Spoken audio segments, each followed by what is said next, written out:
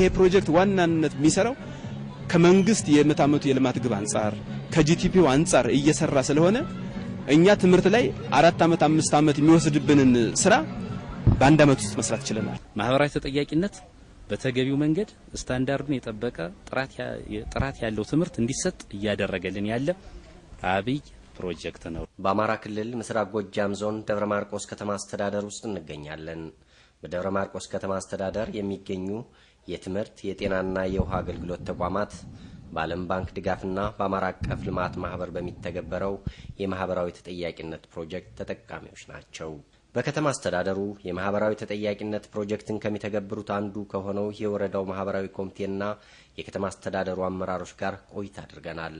ለመሆኑ የደብረ ማርቆስ ከተማ አስተዳደር አመራሮች የማህበራዊ ተጠያቂነት ፕሮጀክትን እንዴት ይረዱታል? ህብረተሰቡ በአጠቃላይ አገልግሎቱን ወደ ስታንዳርዱ ልናመጣ የምንችልበት በጣም ጠቃሚ የሆነ ፕሮጀክት ነው። መንግስት ያልገባባቸው መንግስት ያልዳሰሳቸውን ችግሮች ህብረተሰቡ በተገቢ መንገድ እያወያየነ ችግሮችን የምንፈታበት ፕሮጀክት ነው። ህብረተሰባችን ከእለት ተዕለት እንቅስቃሴው ጋር የቁርኝት አድርጎ የሚገለገልባቸው የማህበራዊ ዘርፍ ተቋማት አሉ። እነሱን አሳታፊ በሆነ መልኩ አቅደህ እነሱን አልመህ በድርጊት መርሃ ግብር ቀይረህ ልሰራቸውና ለውጥ ልታመጣባቸው የምትፈልጋቸው አካሄዶች ወይም አሰራሮች ናቸው ብዬ ነው የማስበው። ዋና ዓላማው የህብረተሰቡን አቅም የመጠየቅ አቅም ማሳደግ ነው። ማህበራዊ ተጠያቂነት ሲባል ሁሉም ህብረተሰብ በልማት ላይ ተሳትፎ እንዲያደርግና አሁን ለጊዜው በጤናና በትምህርት በውሃ ዙሪያ ላይ ያሉትን ችግሮች ለመቅረፍ የተቋቋመ ፕሮጀክት ነው። የደብረ ማርቆስ ከተማ አስተዳደር የማህበራዊ ተጠያቂነት ፕሮጀክት የወረዳ ኮሚቴው ለፕሮጀክቱ ትግበራ ምን ተግባራትን አከናወነ? እንደ ወረዳ ማህበራዊ ተጠያቂነት ኮሚቴ በመጀመሪያ ደረጃ በቀበሌ ደረጃ የማህበራዊ ተጠያቂነት የሚፈጽሙ ኮሚቴዎች አሉ። እነሱ የሚሰሩትን ስራ አጠቃላይ እንከታተላለን። ቀበሌዎቹንም ይዘን ህብረተሰቡ አልተፈታልኝም የሚለውን ነገር በደንብ ያነሳል። የተፈቱ ነገሮች ተፈተዋል፣ ያልተፈቱ ነገሮች ደግሞ በቀጣይ እቅድ እንዲካተቱ እየተደረገ እየሰራን ያለንበት ሁኔታ ነው ያለ። በእያንዳንዱ ተቋም ላይ የተሰሩ ስራዎችንና በተለይ ከእቅድ ማቀድ ጀምሮ ክትትልና ግምገማ እያካሄደ የቼክሊስት እያወረደ እስከ ቀበሌ ድረስ ፎካል ፐርሶኖችንም እያወያየ ለችግሮች መፍትሄ እየሰጠ ህብረተሰቡ ሞቢላይዝ እያደረገ የምንሰራበት ስርዓት ነው እየተፈጠረ ያለው። በደብረ ማርቆስ ከተማ አስተዳደር የማህበራዊ ተጠያቂነት ፕሮጀክት መተግበሩን ተከትሎ ስለተገኘው ለውጥ የወረዳው ኮሚቴዎች ተከታዩም ብለዋል። አሁን የመጣው ለውጥ ምንድነው? ትምህርት ቤቶቹ ወላጆቹን በሚጠሩበት ጊዜ ሙሉ በሙሉ የተማሪ ወላጆች ማለት ይቻላል በተጠሩበት ጊዜ አክብረው ይመጡና በትምህርት ጉዳይ ላይ ይመክራሉ፣ ይዘክራሉ። ይሄ አንድ ትልቅ ለውጥ ነው።